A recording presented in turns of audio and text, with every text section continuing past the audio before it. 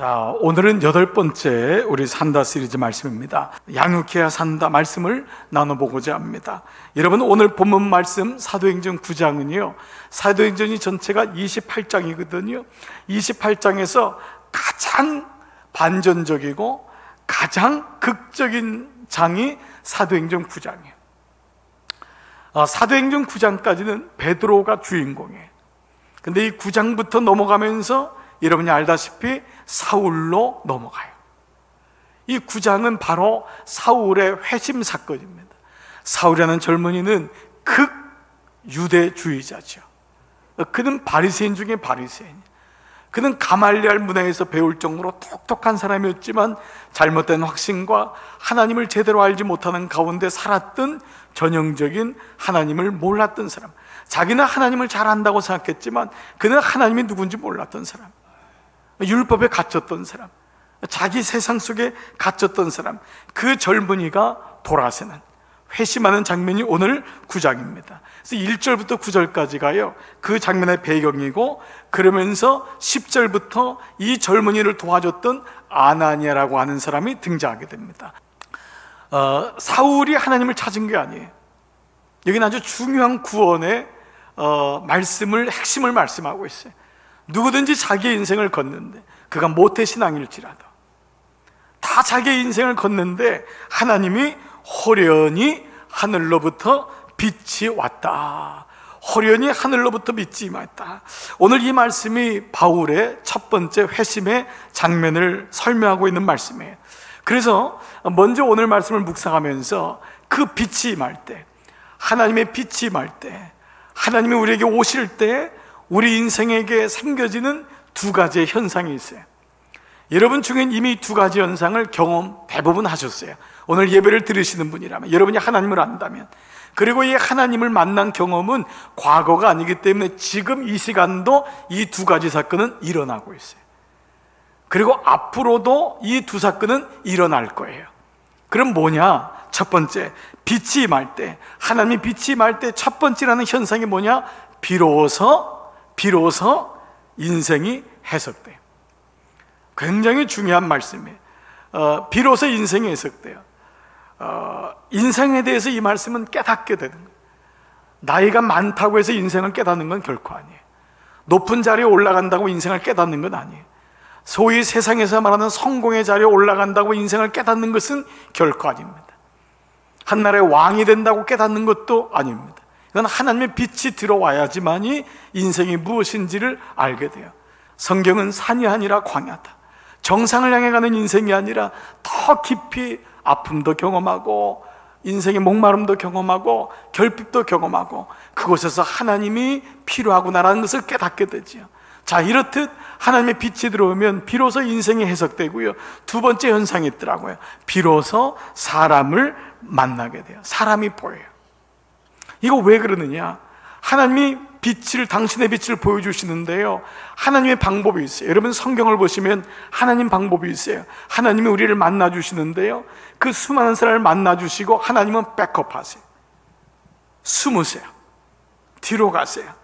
그리고 하나님의 사람을 드러내세요. 많은 사람들이 공동체, 사람에게 상처를 받아요. 가정에게 상처받고, 가장 많이 사랑받아야 될 배우자에게 상처를 받아요. 참 이게 넌센스지요. 가장 많은 사랑을 줬던 자녀에게 가장 많은 실망을 경험해요. 그런데도 하나님은 이 사람을 포기하잖아요. 이게 성경 이야기예요.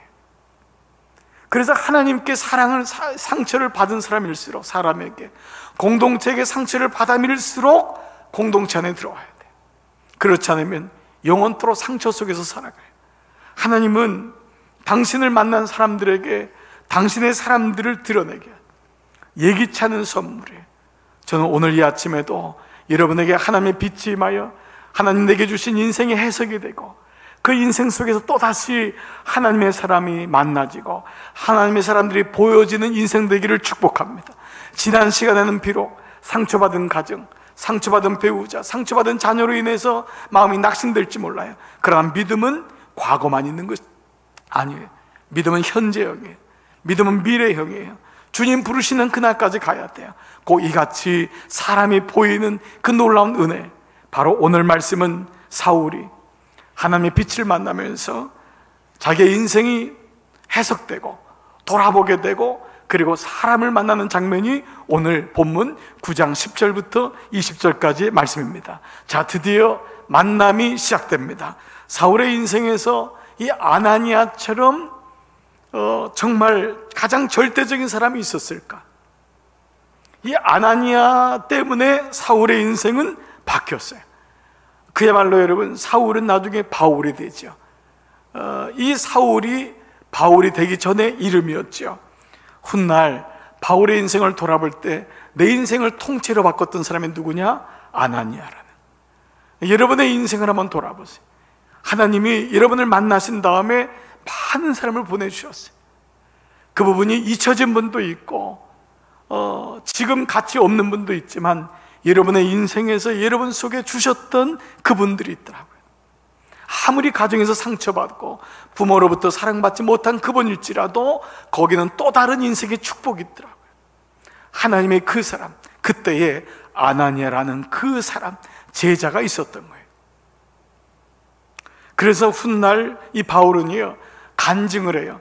사도행전 22장 보면은 간증을 해요. 부형들아 이러면서 내가 어떤 사람이었는가를 간증을 할 때, 그때 하나님이 내게 아나니아를 붙이셨는데, 그 말을 하면서 이렇게 아나니아를 얘기해요. 세 번역으로 제가 한번 읽어볼게요. 거기에 아나니아라는 사람이 있었습니다. 그는 첫 번째 뭐죠? 율법을 따라 사는 경건한 사람으로, 두 번째는 뭐예요? 거기에 사는 모든 유대인에게 칭찬을 받는 사람이었습니다. 이 사람이, 사울이 아나니아를 기억하는 이 아나니아에 대한 내용이에요. 아나니아가 어떤 사람이냐? 첫 번째, 그는 율법을 따라 사는 경건한 사람. 율법을 따라 사는 경건한 사람인데요, 이 말씀을 원어적으로 가장 잘 번역하면 뭐냐면, 하나님 말씀이 기준이 되어 있는 사람, 이 사람이에요. 영어 성경에도 devoted by standard, 스탠다드에 의해서 헌신된 사람. 그래서 하나님 말씀이 스탠다드, 기준이 되어 있는 사람이에요. 이 사람은 어떤 사람이냐? 하나님 말씀이 기준되어 있는 것에 devoted, 헌신되어 있는 사람이에요. 자신을 드린 사람이다. 이건 놀라운 거지요. 사울이 기억하는 아나니아는 어떤 사람이냐? 그 사람은 말씀의 사람이에요. 말씀이 기준이었어요. 그 사람을 만난 것이 사울에게는 인생에 너무도 놀라운 전환점이 된 거예요. 두 번째 어떤 사람이냐? 그 사람은 모든 유대 사람에게 칭찬을 받는 사람. 그 영어에도 highly respected, or having a good report. 그가 좋은 사람들에게 이런 관점이 있었다. 모든 사람에게 존경받는 사람이었다. 그 뭐냐? 성숙한 인간관계를 가지고 있었던 거예요. 아나니아라는 사람은 정직한 영혼, 하나님 향해 구부러짐이 없는, 말씀으로 인해서 왜곡된 인생이 아닌 말씀으로 인해서 펴져 있는, 말씀이 기준이 있는 사람, 이 사람을 붙잡혀 주시는, 그에게 붙이시는 거예요. 그래서 그 뒤틀린 사울의 영혼을 아나니아라는 사람을 통해 치유시키는. 그런데 이 아나니아에게 하나님이 뭐라고 말씀하시냐? 11절 보면 세 가지 동사가 보여요. 11절 다시 한번 봐보세요. 주께서 이르시되 일어나 일어나 일어나. 예, 그리고 뭐예요? 직가라는 거리로 두 번째 가서, 세 번째 뭐예요? 다섯 사람 사울이라는 사람을 찾으라. 이게 하나님에게 주신 명령이에요. 뭐죠? 일어나라, 그리고 가라, 그리고 찾으라. 이게 점진법이에요. 그 자리에서 일어나라. 아나니아라는 뜻은요, 여호와는 은혜스러우시다, 주님은 좋으신 분이다. God is good. 하나님은 좋으신 분이다. 이게 아나니아거든요. 그러니까 여호와는 은혜스러우시다. 여러분, 이 같은 고백은 우리 모두가 하는 고백 아니에요? 하나님 정말 은혜스러우신 분이야, 하나님은 은혜야 라고 고백하는데, 아나니아에게 거기에서 멈추면 안 된다. 거기서 멈추면 안 된다. 너는 일어나라는 거예요. 가라는 거예요. 찾으라는 거예요. 너같이, 아나니아 너도 이전에 뒤틀리고 구부러지고 너밖에 몰랐는데 그런 자가 있다라는 거예요. 그를 위해서 일어나라. 그를 위해서 일어나. 내가 너에게 이같이 믿음을 주고 너에게 이런 성숙을 주고 인생을 해석할 수 있는 이러한 은혜를 준 이유가 뭐냐면, 그 영혼을 찾아가라는 거예요. 일어나서 가서 찾으라는 거예요. 찾으라. 그런 영혼이 있다는 거예요. 너 혼자 은혜 받고 내 자식 잘 됐고 우리 기업 지금 괜찮고 그러지 말라는 거예요. 공부해서 남 주자라는 거예요. 너 공부해서 남 주라는 거예요. 너 잘 돼서 남을 도와주라는 거예요. 그 사람을 세워주라는 거예요. 이게 지금 아나니에게 부탁하시는 하나님의 말씀인 거예요. 하나님이 아나니에게 말씀하시다. 내가 너에게 그 가정을 주지 않았냐는 거예요. 네 가정, 내가 너에게 준 가정이야. 그 가정을 세워라. 너에게 준 자녀 있지 않냐. 지금은 비록 뒤틀리기도 하고 구부러지기도 하고 너 얘기를 순종하지 않지만 일어나서 가서 찾으라는 거예요. 그 영혼을 만져주라는 거예요. 그런데 문제가 생겼어요. 뭐가 문제지요? 그 가서 찾아서 일어나서 가라고 한 그 영혼이 사울이라고 하는 인생, 사울이기 때문에 문제가 있는 거예요. 사울은 누굽니까 여러분? 예수 믿는 사람을 다 잡아 죽인 사람이에요. 스데반 옆에서 돌을 들고 있던 사람이 이 사울이에요. 옷을 챙겼던 사람이 사울이에요. 그건 뭐냐면 가담자였던 거예요. 주동자였던 거예요. 초대교회 때 진멸하는 거예요. 진멸은요, 말이 포도원을 밟을 때 쓰는 말이 진멸이에요. 사울이 여러분 그냥 핍박하고 분석한 사람이 아니에요. 지금 이 시간도 다메섹에 진멸하러 가는 거예요. 완전 옛날로 말하면 삼족을 없애려고 하는 게 지금 사울의 모습입니다. 근데 그 사람에게 가라는 거예요. 그 사람에게. 여러분 여기 아나니아의 고민이 생긴 거예요. 여러분 같으면 어떻겠어요? 저 같으면 어떻겠어요? 우리 집을 망하게 한 그 사람이 지금 예수 믿어 그 사람 찾아가라는 거예요. 나를 그렇게 힘들게 했던 사람, 그 사람을 찾아가라는 거예요. 그러니 제자인 아나니아도 이렇게 반응할 수밖에 없어요. 오늘 그것이 13절. 아나니아가 대답하되 주여 이 사람에 대하여 내가 여러 사람에게 들었사온지. 이미 듣고 있는 거예요. 다메섹까지 소문이 다 퍼졌어요. 그 뭐라 그래요? 그가 예루살렘에서 주의 성도에게 적지 않은 많은 해를 끼쳤어요. 그리고 여기 다메섹에도 주의 이름을 부르는 모든 사람, 성도들을 결박할 권세, 권한을 대제사장에게 받고 여기 온 거예요. 여러분 이해가 가죠? 이해가 가요. 제자인 아나니아에도 이런 망설임이 있는 거예요. 굳이 그 사람에게 갈 필요가 있을까? 굳이 이러한 마음이 있는 거예요. 내키지 않는 거죠. 자, 그런데 이러한 아나니아에게 하나님이 다시 말씀하세요. 뭐라고 하냐? 15절 말씀이에요. 같이 한번 읽습니다. 시작. 주께서 이르시되 가라. 이 사람은 내 이름을 이방인과 임금들과 이스라엘 자손들에게 전하기 위하여 택한 나의 그릇이라. 자, 두 단어가 여러분 눈에 띄죠. 첫 번째 뭐죠? 그래도 가라. 그래도 가라. 하나님이 설명하지 않아요. 설득하지 않아요. 그게 가라는 거예요. 저는 이 말씀이 참 저에게는 참 우리에게 중요한 포인트를 준다는 생각이 들어요. 참 놀라운 은혜예요. 하나님이 우리를 좀 설득하면 좋잖아요. 사실 우리 모두가 설득을 원해요. 우리 타당하게 이성으로 생각하고 거기 맞으면 행동해. 그런데 하나님은 그렇게 하잖아요. 이게 사실 제자인 거예요. 아나니아가 제자라는 건 뭐냐? 가라는 거예요. 아무 설명 안 해요. 가라. 근데 그 뒤에는 더 충격적인 단어가 떠올라요. 이 사람이 뭐예요? 택한 나의 그릇이다. 아니, 예수만 믿고 그냥 교회만 나와도 다행인데, 다른 말로 하면 이 사람이 목사가 될 사람이에요. 이 사람이 선지자가 될, 이 사람이 장로가 될 사람, 이 사람이 중직자가 될 사람이에요. 이 사람 나의 택한 그릇이라는 거예요. 주님이 사울에 대해서 일체 다른 반응을 안 하세요. 설명 안 하시고 가라고 하면서 이 사람이 택한 나의 그릇이다. 근데 이 택한 나의 그릇이다가 이 단어예요. 가장 정확한 말이. 그도 내게 속한 나의 그릇이다. 그도 내게 속한 나의 그릇이다. 너만 나의 그릇이 아니라 그도 나에게 속한 나의 그릇이다. He is my chosen vessel unto me. 그가 나의 chosen vessel, 나의 택한, 내가 선택한 그릇인데 unto me, 나에게 속한 그릇이다. 너만이 아니다. 그러니 상관 말고 가라 라고 하는 것입니다. 이것이 아나니아에게 말씀하신 하나님의 음성이에요. 넌 상관 말고 가라. 그러면서 이 아나니아에게 말씀하는데 아나니아가 어떻게 순종을 보이냐?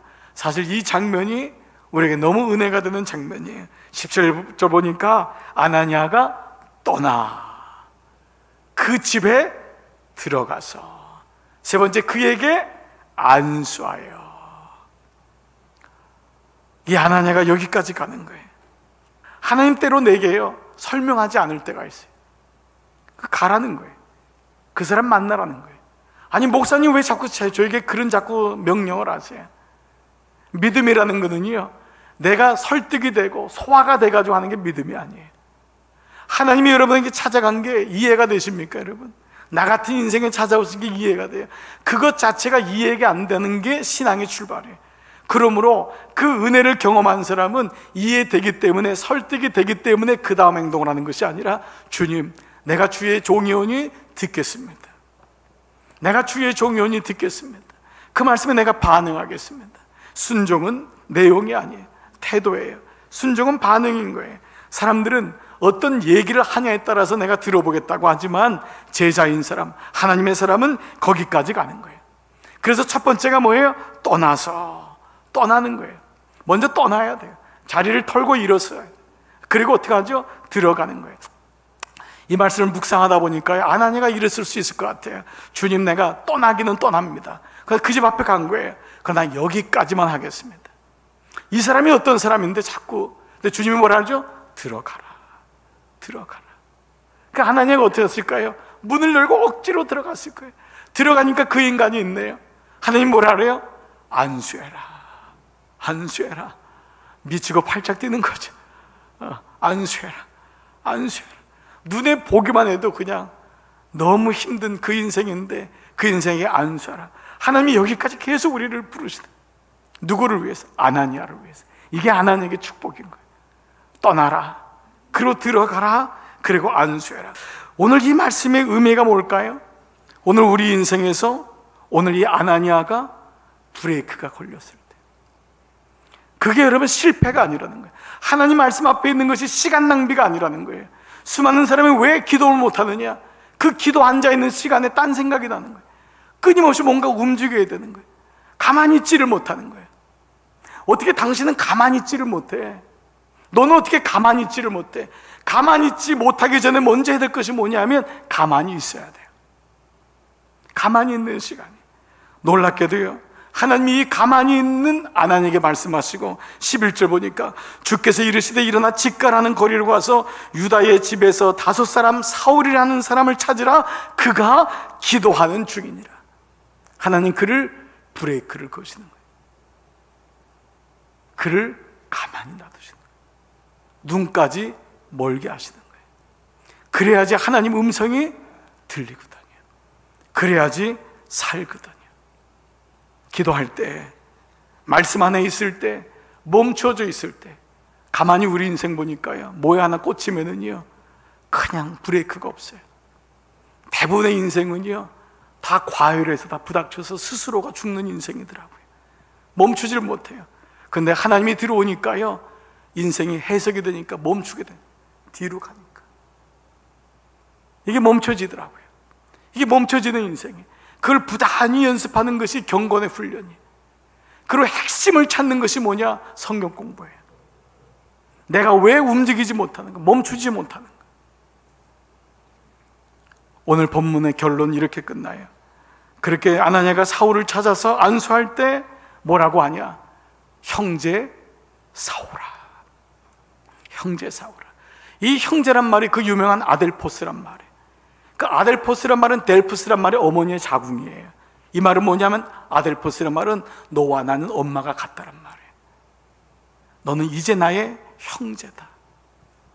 너는 우리 형제가 되었다. 그러니까 이 사건이 초대교회를 완전히 뒤집어 버린 거예요. 그리고 이방인의 끝까지 복음이 전파되는 길을 만드는 거예요. 모든 사람이 형제가 된 거예요. 혈육을 가져야지만 형제가 아니라 예수 그리스도 안에 있는 모든 자, 하나님 말씀 앞에 멈춘 자, 그 하나님을 거룩히 여기고 그의 말씀 앞에 두려워 떠는 자, 그 모든 자가 형제가 되었음을 말씀해요. 여기서 이 진정한 양육자가 생긴 거예요. 아나니아라는 사람을 통해 바울이 탄생됩니다. 그리고 오늘 말씀은 어떻게 끝나죠? 18절 즉시 사울의 눈에서 비늘 같은 것이 벗겨져 이 비늘이란 말은 여러분 아시는 레피스란 말인데, 비늘 같은 것이 아니라 원어는 비늘이에요. 물고기 비늘이 레피스예요. 똑같은 말이에요. 이 비늘을 가지고 살았던 거예요. 그러니까 왜곡된 인생을 사는 거예요. 그러니 하나님을 알지만은 자기 방식으로 하는 거예요. 왜요? 레피스, 눈에 비늘을 가지고 사니까. 우리 인생도 이게 해석이 안 되는 거예요. 눈에 비늘을 가지고 있으니까 인생의 해석도 안 되고 하나님의 사람을 붙여줘도 모르는 거예요. 근데 그 비늘이 벗겨져 다시 보게 된다. 이 다시 보게 된지라의 이 단어는 아나블레포. 아나블레포는 위를 본다는 뜻이. 땅밖에 보지 못했던 사울의 인생이 드디어 하늘을 보게 되는, 비로소 다시 보게 된지라. 어디를요? 아나블레포, 하나님을, 하늘을 보게 되었다라는 말씀입니다. 레리 크레박스가 영혼을 세우는 관계 공동체, 이 말씀에서 이 사람은 마지막에 이런 충언을 해요. 무슨 얘기를 하냐면, 당신의 가정이 지금 깨어있느냐? 당신의 공동체가 힘드냐? 두 가지의 마음을 가지라. 공동체에 두 사람이 필요하다. 당신 공동체가 살기 위해서 두 가지의 사람이 되어야 되는데, 첫 번째는 자신의 약함을 드러낼 줄 아는 사람이 되어야 된다. 이게 당신을 살리는 길이래. 이게 세상과 다르지요. 세상은 약하면 잡혀먹잖아요. 근데 자기 약함을 드러내는 사람이, 그게 지혜로운 남편이요 지혜로운 아내라는 거예요. 강함 때문에 충돌하는 거예요. 교회도 마찬가지입니다. 강한 사람이 있으면 교회는 늘 논쟁 속에 있어요. 은혜를 받으면 약해지는 거예요. 은혜를 받으면 부드러워지는 거예요. 은혜를 받으면 이해가 되고, 때로는 마음에 아직 걸림이 있어도 넘어갈 수 있어요. 약해지는 거예요. 나이가 들어서 약해지는 게 아니에요. 힘이 없어서 약해지는 게 아니에요. 하나님의 은혜가 오니까 자기의 약함을 고백하는 거예요. 여러분, 이때 공동체가 산다는 거예요. 첫 번째, 여러분, 당신이 어떤 사람인지 모르지만 이 레리 크레박스는 당신의 약함을 고백할 줄 아는 사람이 되어 보십시오. 그 사람이 결국은 승리하는, 공동체를 세우는 사람이래요. 두 번째는 어떤 사람이냐? 다른 사람의 약함을 세워줄 줄 아는 사람이 되어보라는 거예요. 다른 사람의 약함을 분석해주고 거기에 대해서 지적질해주는 사람은 많아요. 그러나 그 사람을 세워줄 줄 아는 사람이 필요해요. 이게 중보잖아요. 이게 압이라는 거예요. 여러분, 다른 사람은요, 여러분의 자녀에 대해서 다 분석하죠. 애가 그래서 그래요 라고 하지만, 여러분은 아비요 어미이기 때문에 그 아이를 세워준다고요. 공동체도 마찬가지예요. 하나님이 내게 주신 그 영혼을 하나님 마음으로 세워주라. 근데 그때 내게 은혜가 와요. 예수 그리스도를 만나, 그분이 내게 오셔서 나를 세워주셨거든. 우리 가정의 연약함을 지금도 세워주고 있고 앞으로도 세워줄 거거든. 첫 번째, 당신의 약함을 고백하십시오. 당신의 약함을 드러낼 줄 아는 사람이 되십시오. 두 번째, 다른 사람의 약함을 세워줄 줄 아는 사람이 되십시오. 바로 이 사람이 양육자입니다. 바로 이 사람이 아나니아예요. 오늘 우리 2부 예배 참석하신 여러분 모두가 사실 아나니아, 하나님이 아나니아로 우리를 부르신 거예요. 여호와는 은혜스러우시다. 여기서 끝나지 말고 일어나서 가서 찾아주고, 그 집에 들어가주고, 그 사람을 안수해주고, 기도해주고, 거기까지 가보라는 거예요. 전화해주고, 위로해주고, 장도 봐주고, 찾아가주고, 문자 주고, 힘을 주고. 그런데 그 사람이 살아요. 그 사람이 살아나요. 오늘 여러분, 이 은혜가 여러분 가운데 있기를 주의 이름으로 축복합니다. 이런 모두가 아나니아입니다. 우리 모두가 아나니아로 세우신 하나님의 사람인 줄 믿습니다. 이번 한 주간 이 마음 가지고 여러분 넉넉히 승리하시기를 주의 이름으로 축복합니다. 아멘.